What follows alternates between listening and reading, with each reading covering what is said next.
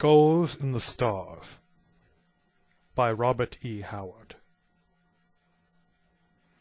He told how murderers walk the earth beneath the curse of Cain, with crimson clouds before their eyes and flames about their brain. For blood has left upon their souls its everlasting stain. Hood. Chapter 1. There are two roads to Torkertown. One, the shorter and the more direct route, leads across a barren upland moor, and the other, which is much longer, winds its tortuous way in and out among the hummocks and quagmires of the swamp, skirting the low hills to the east.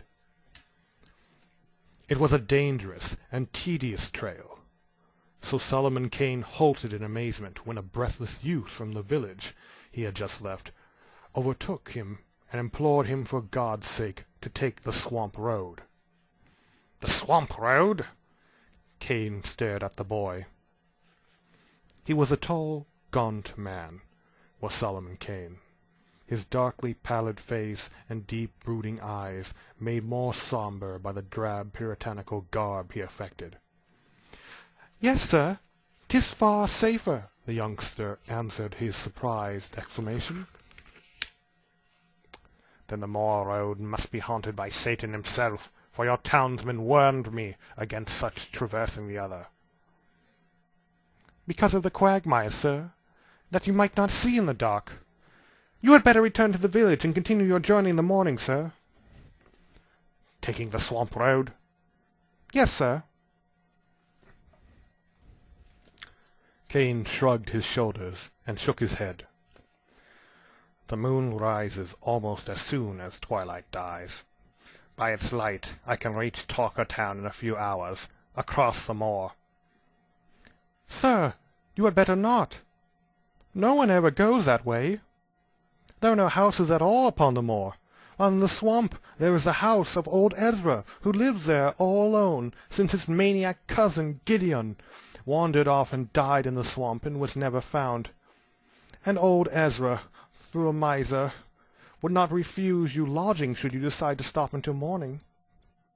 Since you must go, you had better go to the swamp road." Kane eyed the boy piercingly. The lad squirmed and reshuffled his feet. "Since this moor road is so dour to wayfarers," said the Puritan, "why did not the villagers tell me the whole tale, instead of vague mouthings?" "Men like not to talk of it, sir. We hoped that you would take the swamp road after the men advised you to, but when we watched and saw that you turned not at the forks, they sent me to run after you and beg you to reconsider." "Name of the devil!" exclaimed Kane sharply, the unaccustomed oath showing his irritation. "The swamp road and the moor road. What is it that threatens me, and why should I go miles out of my way and risk the bogs and mires?" "Sir," said the boy, dropping his voice and drawing closer, "we be simple villagers, who like not to talk of such things, lest foul fortune befall us. But the moor road is a way accursed, and hath not been traversed by any of the countryside for a year or more. It is death to walk those moors by night, as hath been found by some score of unfortunates. Some foul horror haunts the way and claims men for its victims." "So? And what is this thing like?" "No man knows. None has ever seen it and lived. But late-farers have heard terrible laughter far out on the fen, and men have heard the horrid shrieks of its victims. Sir, in God's name, return to the village. There, pass the night, and tomorrow take the swamp trail to Torkertown." Far back in Kane's gloomy eyes a scintillant light which had begun to glimmer, like a witch's torch glinting under fathoms of cold grey ice. His blood quickened. Adventure! The lure of life, risk, and battle. The thrill of breathtaking, touch-and-go drama. Not that Cain recognized his sensations as such. He sincerely considered that he voiced his real feelings when he said, "These things be deeds of some power of evil. The lords of darkness have laid a curse upon the country. A strong man is needed to combat Satan in his might. Therefore I go, who have defied him many a time." "Sir," the boy began, then closed his mouth as he saw the futility of his argument. He only added, "The corpses of the victims are bruised and torn, sir." He stood there at the crossroads, sighing regretfully as he watched the tall, rangy figure swinging up the road that led toward the moors. The sun was setting as Cain came over the brow of the low hill and debouched into the upland fen. Huge and blood-red it sank down behind the sullen horizon of the moors, seeming to touch the rank grass with fire. So for a moment the watcher seemed to be gazing out across a sea of blood. There the dark shadows came gliding from the east. The western blaze faded, and Solomon Cain struck out boldly in the gathering darkness. The road was dim from disuse, but was clearly defined. Cain went swiftly but warily, sword and pistols at hand. Stars blinked out, and night winds whispered among the grass like weeping spectres. The moon began to rise, lean and haggard, like a skull among the stars. Then, suddenly, Cain stopped short. From somewhere in front of him sounded a strange and eerie echo, or something like an echo. Again, this time louder. Cain started forward again. Were his senses deceiving him? No. Far out, there pealed a whisper of frightful laughter. And again, closer this time. No human being ever laughed like that. There was no mirth in it, only hatred and horror and soul-destroying terror. Cain halted. He was not afraid, but for the second he was almost unnerved. Then, stabbing through that awesome laughter, came the sound of a scream that was undoubtedly human. Cain started forward, increasing his gait. He cursed the elusive lights and flickering shadows, which veiled the moor and the rising moon and made accurate sight impossible. The laughter continued, growing louder, as did the screams. Then sounded faintly the drum of frantic human feet. Cain broke into a run. Some humans were being hunted to death out there on the fen, and by what manner of horror God alone knew. The sound of the flying feet halted abruptly, and the screaming rose unbearably, mingling with other sounds unnameable and hideous. Evidently the man had been overtaken, and Cain, his flesh crawling, visualized some ghastly fiend of the darkness crouching on the back of its victim, crouching and tearing. Then the noise of a terrible and short struggle came clearly through the abysmal silence of the fen, and the footfalls began again, but stumbling and uneven. The screaming continued, but with a gasping gurgle. The sweat stood cold on Cain's forehead and body. This was heaping horror on horror in an intolerable manner. God! For a moment's clear light! The frightful drama was being enacted within a very short distance of him, to judge by the ease with which the sounds reached him. But this hellish half-light veiled all in shifting shadows, so that the moors appeared a haze of blurred illusions, and stunted trees and bushes seemed like giants. Cain shouted, striving to increase the speed of his advance. The shrieks of the unknown broke into a hideous, shrill squealing. Again there was the sound of a struggle. And then from the shadows of the tall grass a thing came reeling. A thing that had once been a man. A gore-covered, frightful thing that fell at Cain's feet, and writhed and grovelled, and raised its terrible face to the rising moon, and gibbered and yammered, and fell down again, and died in its own blood. The moon was up now, and the light was better. Cain bent above the body, which lay stark in its unnameable mutilation, and he shuddered. A rare thing for him, who had seen the deeds of the Spanish Inquisition and the witch-finders. Some wayfarer, he supposed. Then, like a hand of ice on his spine, he was aware that he was not alone. He looked up, his cold eyes piercing the shadows whence the dead man had staggered. He saw nothing, but he knew, he felt, that other eyes gave back his stare, terrible eyes, not of this earth. He straightened and drew a pistol, waiting. The moonlight spread like a lake of pale blood over the moor.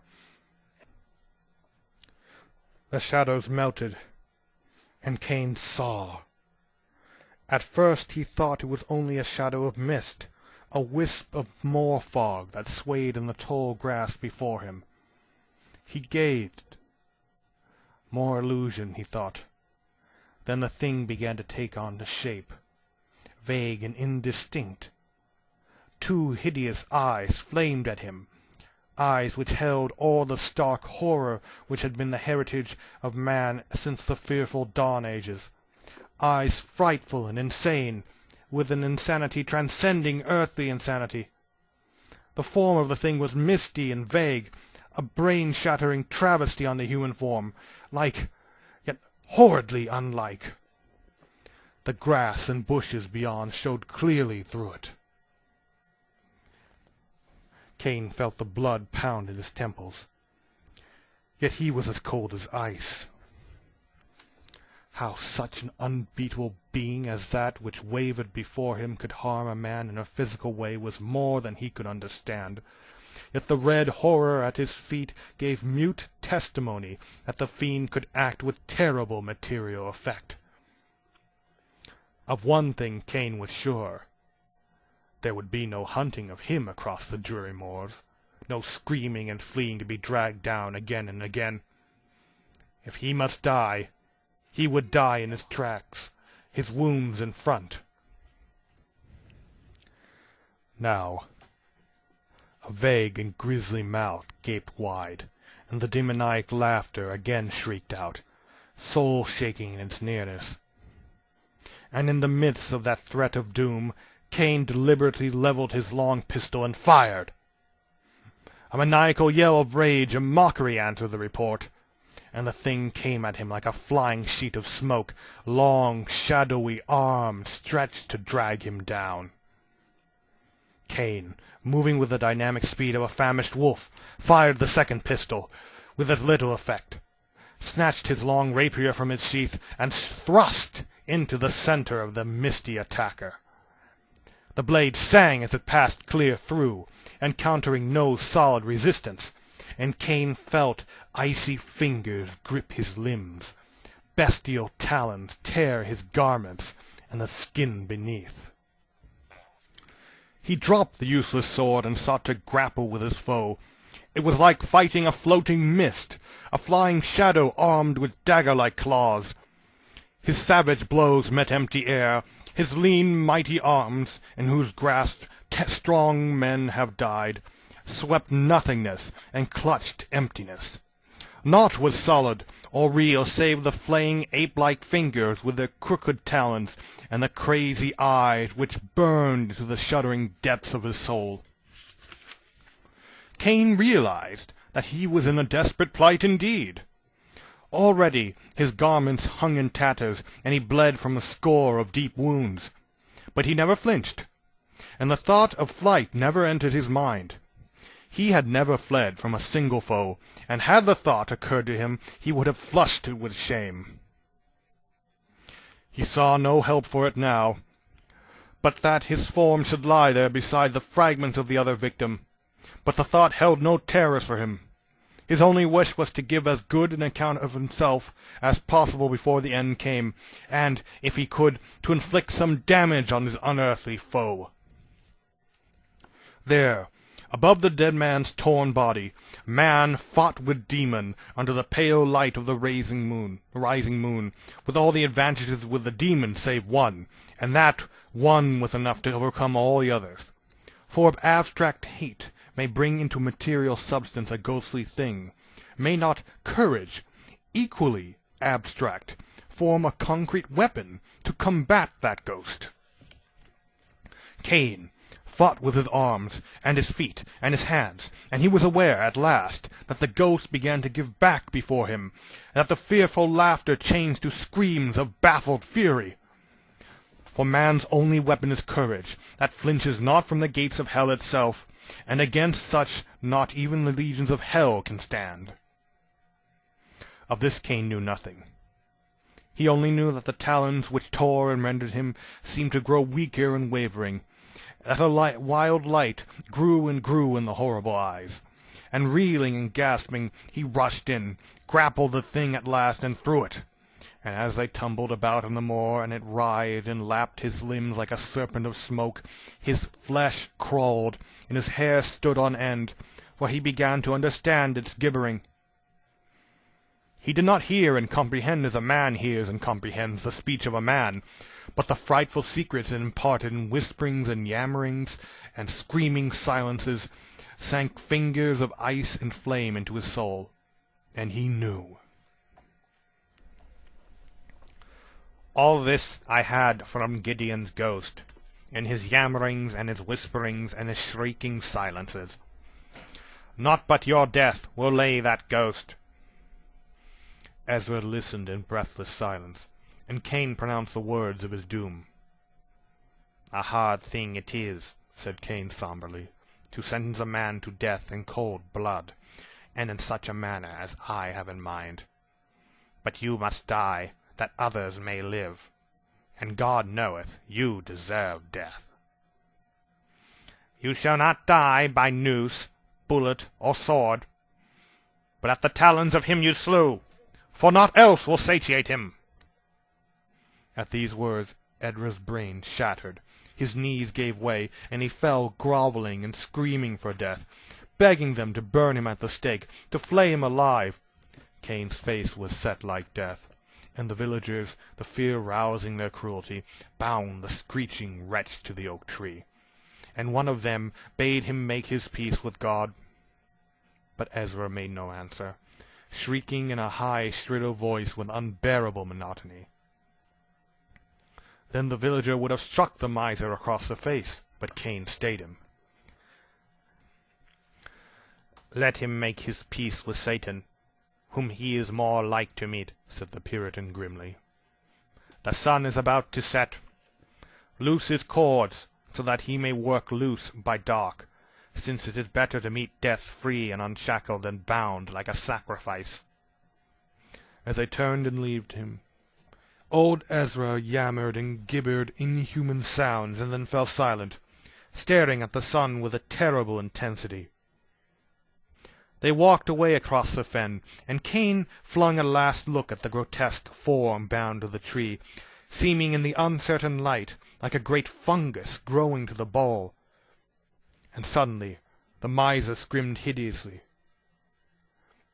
"Death! Death! There are skulls in the stars!"